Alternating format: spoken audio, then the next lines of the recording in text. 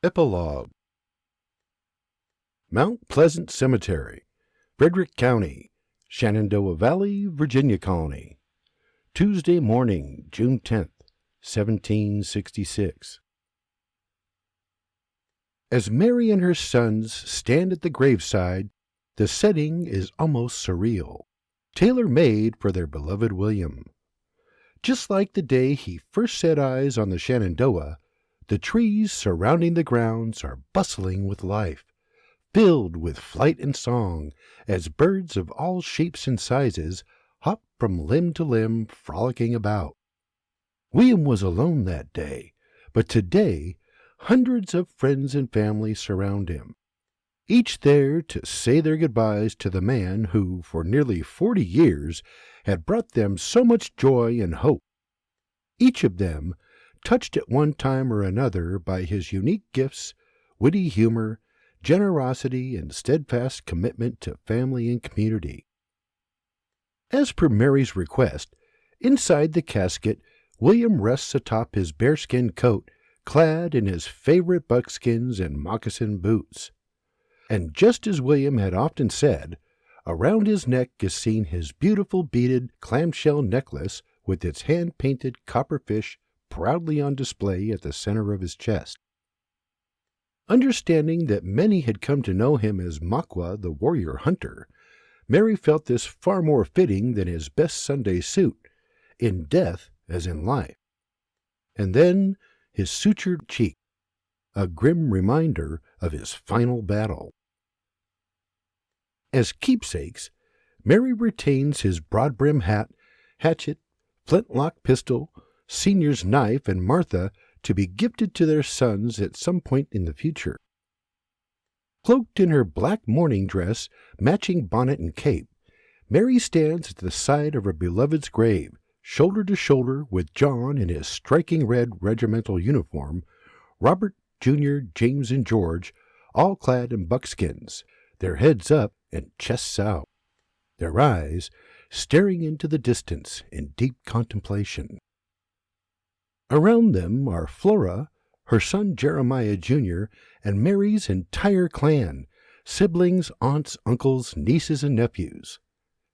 Across from them and surrounding the grave are the Sheplers, Perrells, Cochrans, Deans, Captain Eustace, and Sergeant Johnson, as well as several other men who served with John in the regiment, including his one-time rivals, Privates Laird and Jones. Not to mention the many families whose homesteads he helped build across the Shenandoah and the countless clients with whom he had done business over the last 4 decades, including Mr. O'Callahan and his family. Standing at the head of the grave, Reverend Gerard begins to speak, and a murmur wrestles through the crowd. Lifting his head from the good book, he pauses as the murmur grows. When Mary and her sons turn to see what is going on, the crowd parts as Blue Jacket and no less than 30 of his Shawnee brethren proudly stride towards William's grave, each warrior colorfully adorned in body paint and ceremonial dress. With her sons at her side, Mary steps forward, but no words are spoken, their exchange shared instead through expressions of loss, understanding, and appreciation. Blue Jacket steps forward, wrapping his arms around her, and she reciprocates, resting her head on his broad chest as he softly pats the back of her shoulder. As he steps away, he turns and faces his brother's grave. Then, raising his arms to heaven, he begins chanting in his native tongue, the song honoring his fallen brother. As his fellow warriors join in, the mourners look on with reverence and awe. Moved by their gesture, many begin to weep, but not the brotherhood of warrior hunters, who remain at attention by their mother's side. And when the song ends, a hush falls over the crowd, and all is still. The Reverend clears his throat, recapturing the crowd's attention. "First, I wish to thank our Shawnee brethren for their beautiful display of song." Looking to heaven, "I ken, somewhere up there, our brother Makwa is looking down with that bloody grin of his, like the bloody cat that caught the canary." Blue Jacket acknowledges him with a single, slow nod.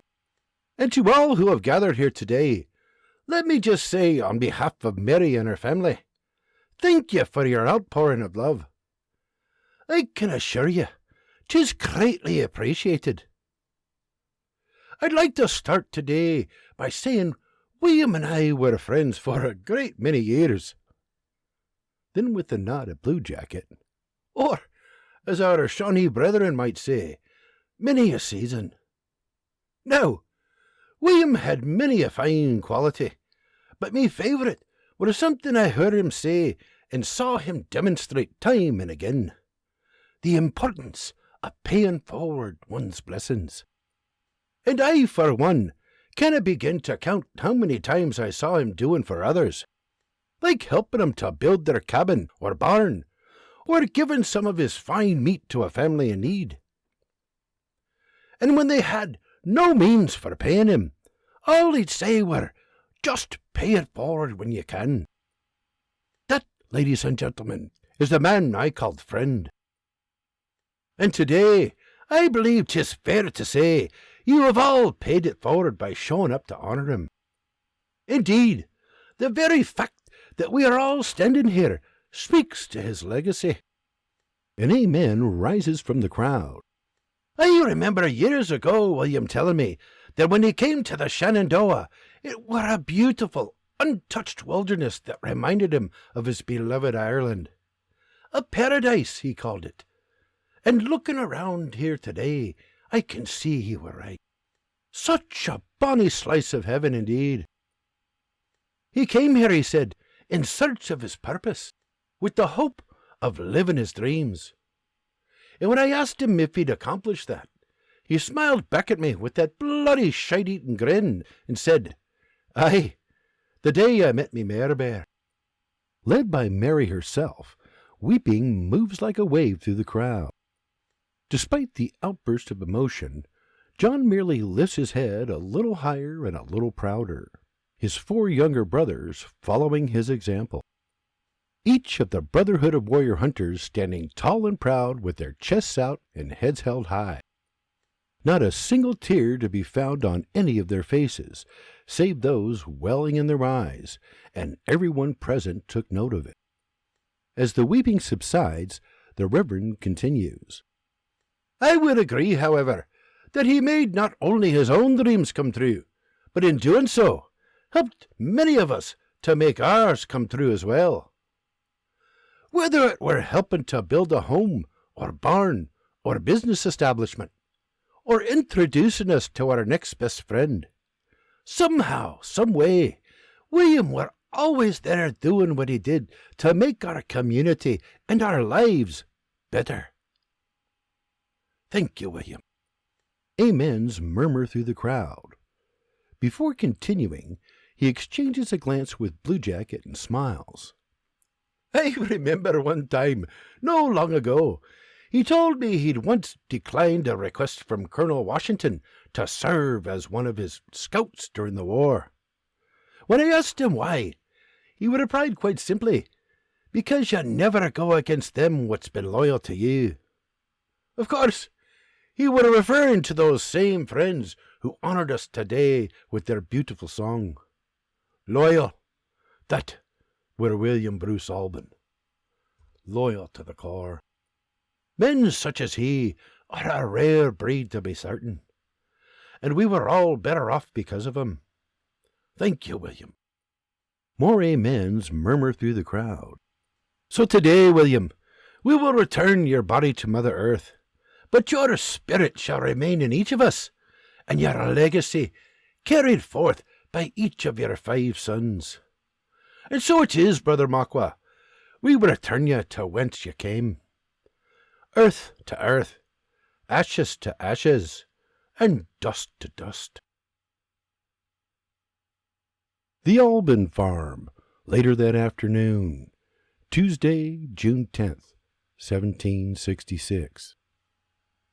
Moving from the surreal setting of the Mount Pleasant Cemetery to a place William considered the prettiest slice of land in the Shenandoah, mourners fill the Alban's barnyard.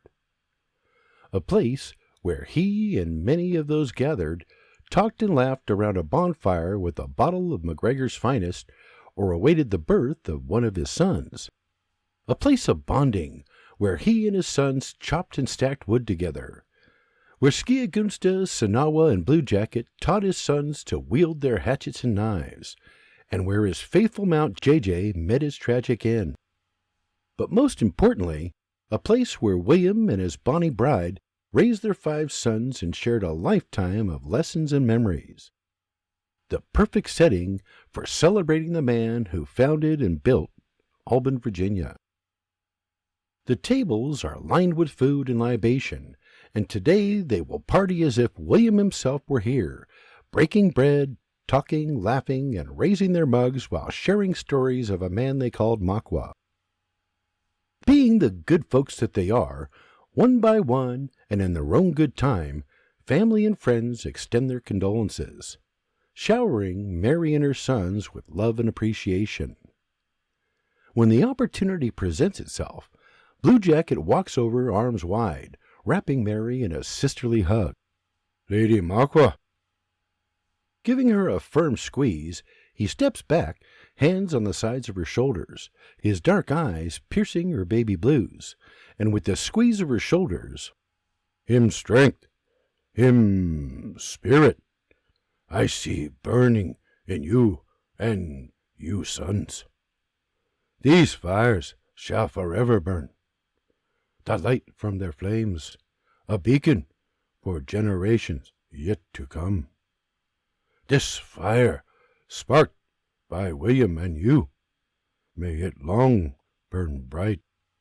He pats her shoulders and steps back. "I will always be you friend. If you need, you send. I come." Mary wipes her tears on her cape with a nod. "Blue Jacket, you've always been a loyal friend, and I'm so grateful you're here. You and all your Shawnee brothers. I'm honored. We are honored." He smiles warmly. "It please me. Our presence bring you happiness." Wiping another tear, "And I can. He's smiling down on us now with that shade-eaten grin of his." He smiles warmly with a humble nod.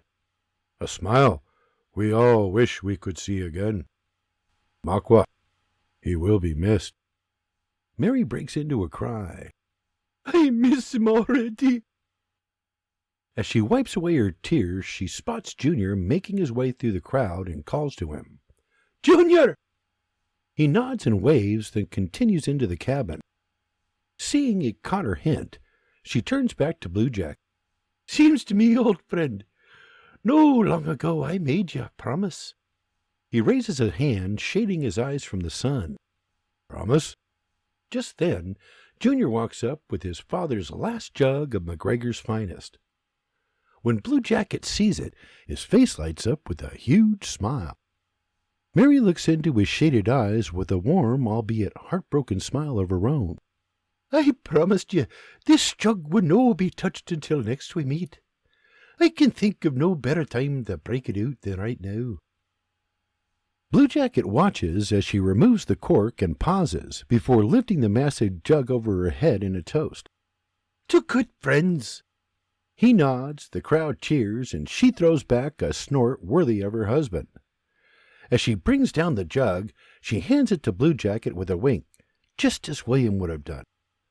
He chokes up a little, then takes it in his hands, lifting it to the heavens. "To good friends." The crowd cheers, and he throws back a hearty swig, then lifts the jug again. "To Makwa." As he throws back another swig, the crowd cheers again. As the cheers subside, he lifts the jug a third time, shouting something in his native tongue, and his Shawnee brothers break into cheers, firing their muskets into the air. And although she and the others do not understand the words, the sentiment of his gesture touches the hearts of them all, and Mary steps forward, wrapping him in a sisterly embrace. As they pull away, he attempts to hand her the jug, but she steps away, holding up a hand. "Nay, please, You keep it. William would have wanted you to have it. A gift from an old friend. A little something to remember him by. Placing a hand gently upon her shoulder. It my honor. Thank you. But me no need jug to remember. For I will never forget. She smiles warmly with the tilt of her head, her once golden locks now splashed with gray, gracefully peeking from her black bonnet around her ears, neck, and brow. Nor will I, old friend. Blue Jacket takes the jug with a nod and rejoins the celebration. As he walks away, Henry Shepler, his son John, and the rest of the Alban village landowners approach her. Henry comes to a stop just feet in front of her, removing his tricorn.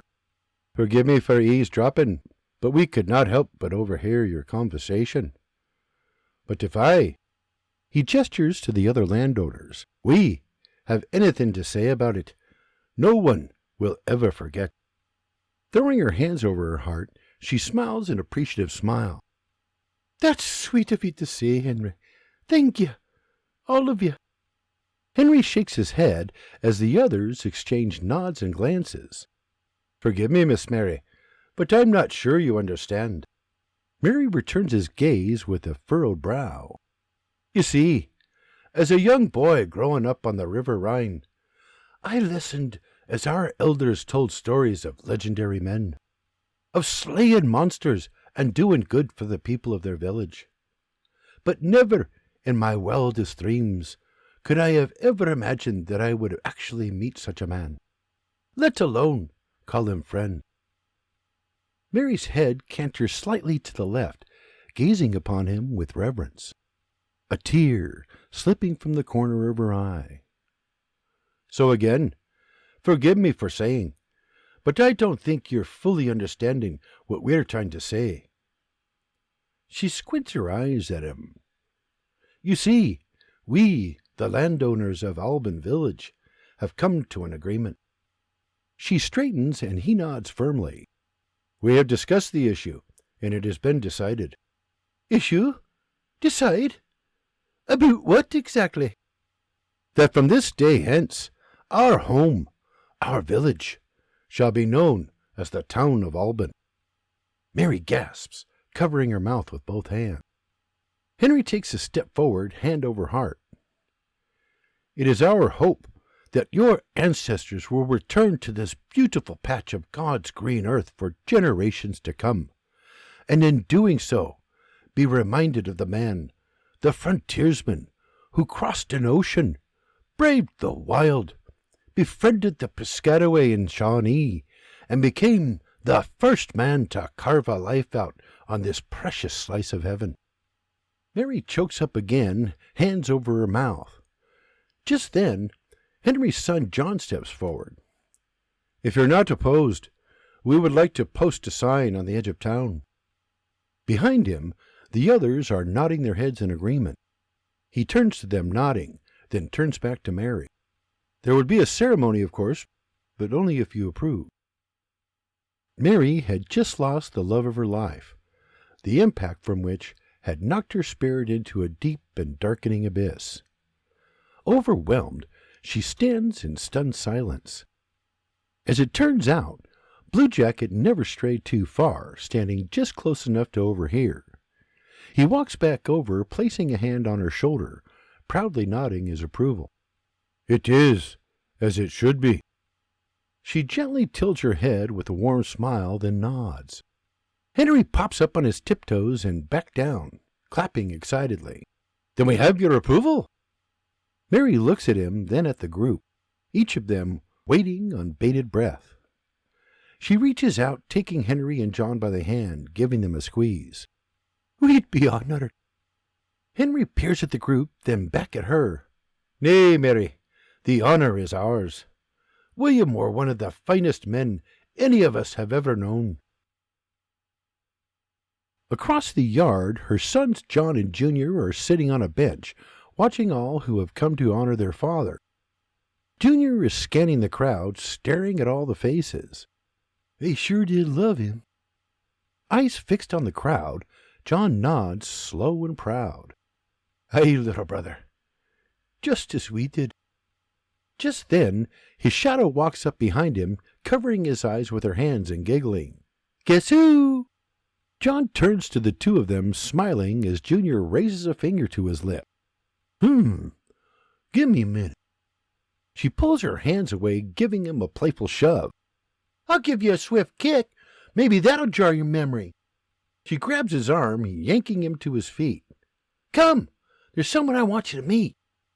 He looks back at her with a furrowed brow, and she pulls him away, leaving John alone with his thoughts. He throws them a dismissive wave. Go on. Dinna mind me. I'll just sit here by me lonesome. She stops, turns, and glares at him, nearly yanking Junior's arm from its socket. Don't be a sissy, John, and don't move. We'll be right back. He throws her another wave. Go on, then. But I cannot be certain I'll be here when you return. She glares at him. You'd better be. Then yanks on his little brother's arm again, dragging him behind her as she disappears into the crowd. Moments later, an elderly woman sashays over and with the sweetest voice pats the bench beside him. Excuse me, lad. Is this seat taken? John looks up at her and smiles. I've been saving it just for you, my lady. She giggles a little. Oh, you're a clever one. As she rests her weary bones on the bench, she leans into him with a pat on his knee. Thank you, dear.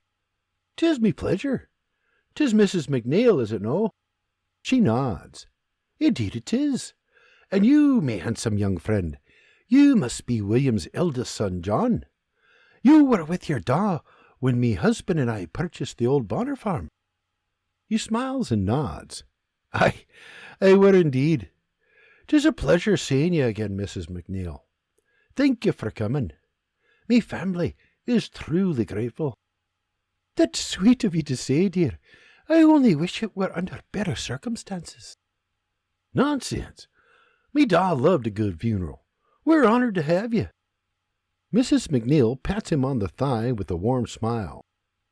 Just then, Melinda and Junior return with the young girl in tow. When John turns to them, he sits upright on the bench, straightening his uniform, his eyes fixed on the unknown face before him. She is as lovely a flower as he has ever set eyes upon, and when she smiles at him, a warmth the likes of which he has never felt before washes over him. Junior and his shadow pick up on his reaction and exchange a sinister grin.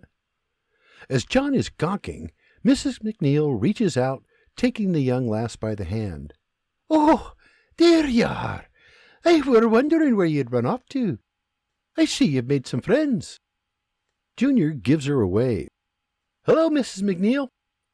Releasing the girl's hand, she gives Junior's hand a gentle shake, then turns to John.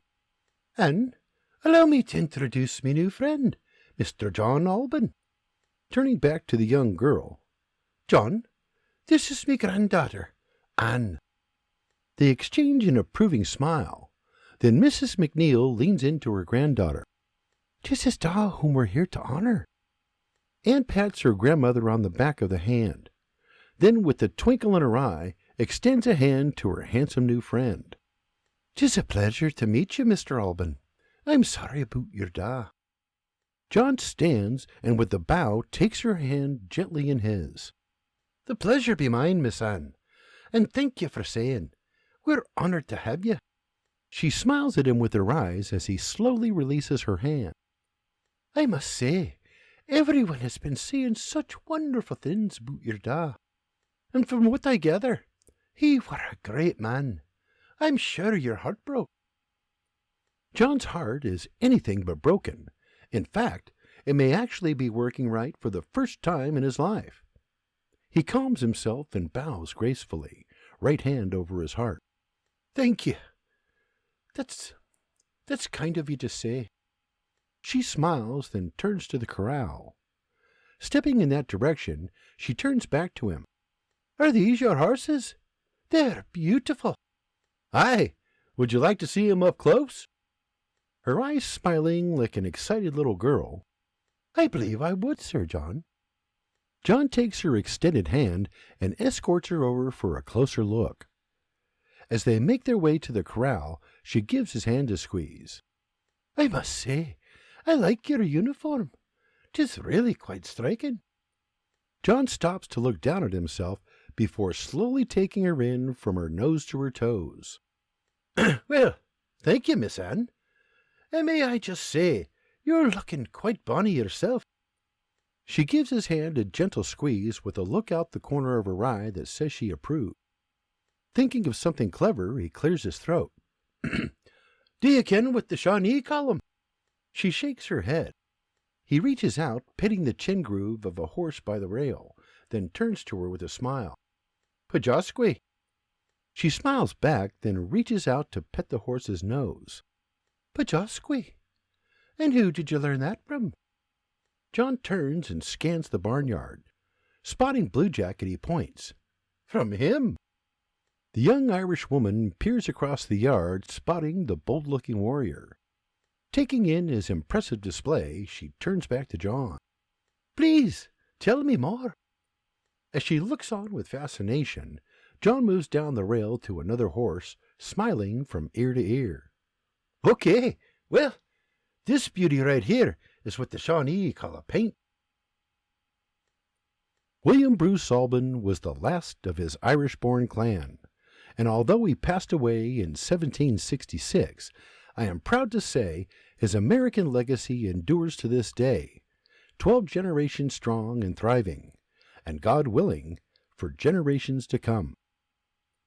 The town of Albin Village still thrives on the outskirts of Winchester to this very day, and just as his fellow landowners had hoped, I, 10 generations later, had the pleasure of walking its country roads, and while shading myself under the canopy of its grand trees, listened with joy to the chorus of birds flying about as I gaze across its picturesque landscape. Its beauty leaving no question as to why my grandfather and his bonny bride chose to make it their home.